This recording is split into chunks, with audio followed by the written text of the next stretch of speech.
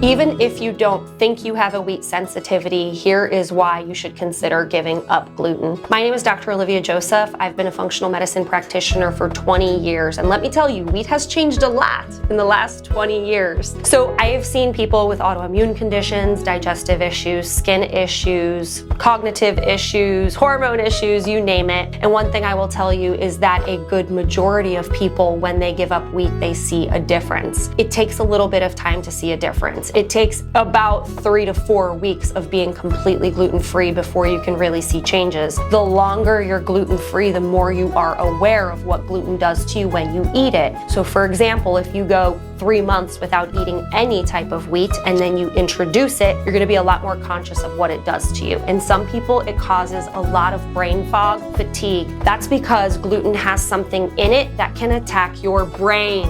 Another thing that a lot of people suffer with is called leaky gut syndrome. So leaky gut syndrome is when your mucosal barrier in your gut becomes broken down due to chronic inflammation or infection. What happens when you have a leaky gut, if you're eating wheat, is wheat can break down that mucosal lining, not only causing leaky gut, but making it harder to heal a gut if it's leaky. Who do I think needs to remove all gluten from their life? Anybody with something autoimmune or suspected autoimmune or thyroid. So we see Hashimoto's. It's the most common autoimmune disease in the United States. It's when your own immune system attacks the thyroid. Gluten doesn't cause that issue. The autoimmune condition causes the issue. But when you eat gluten, studies show your thyroid antibodies go up. When you have Hashimoto's and you cut out gluten and you take important nutrients like selenium and inositol and you work on healing the gut, you see thyroid function increase and antibodies go down over a period of about 6 months. So I realize it's a big commitment to ask you to give something up for 6 months, for 3 months, or even for 1 month, but I promise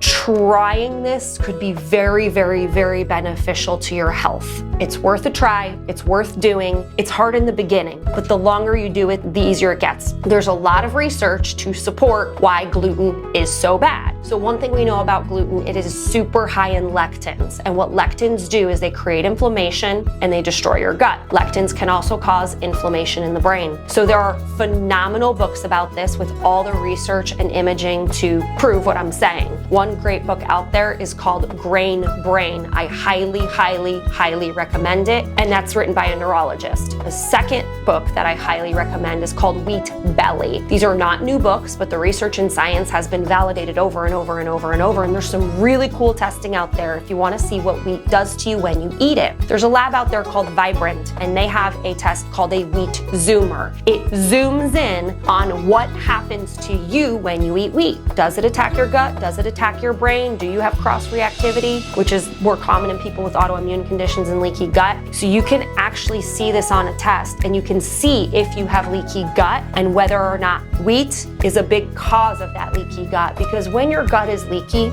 your reaction to everything is higher. Your allergies are worse. You start having reactions to different things environmentally, reactions to different types of foods, and you get kind of confused. Like, I can't tell. One time I eat this food and it's a problem. One time I eat it and it's not. The thing with gluten is it's creating so much inflammation that depending on how much inflammation is in your body determines you're going to start having these false positive reactions to foods that are really benign. And I'm actually a big fan of food sensitivity testing. So if you've given up wheat and you're like, yeah, didn't work, I didn't feel better, I didn't have it for 3 months, I didn't see a difference, it might be because during the time you gave up wheat, you were still eating a food that you have a high reactivity to. That's where I find food sensitivity testing to be so valuable, because we could say, hey, you know what, giving up wheat wasn't enough. You really needed to give up wheat and maybe dairy or egg or almond or pineapple or garlic or something in that family in order to get the best possible results. And the great thing is when you identify those foods and remove them together, inflammation just goes down. And if you're dealing with a chronic inflammatory condition, an autoimmune disease, if you have a high C-reactive protein, I highly recommend getting wheat out of your life and then retest in 3 months. Even better, add some turmeric to your life and then retest in 3 months. Work on your gut, work with a functional medicine practitioner, getting to the root cause of whether or not wheat or other things in your diet might be negatively impacting your health. So if you need help figuring out whether wheat is bad for you or good for you, I don't recommend anybody eat it. There's not a lot of benefit to it. But if you need help and you want access to more of this testing, feel free to reach out to my team at The Wellness Connection. Myself or one of my functional medicine providers would be happy to point you to the right testing and work with you to get to the root cause and get you healthy from the inside out naturally. Make sure you like and share.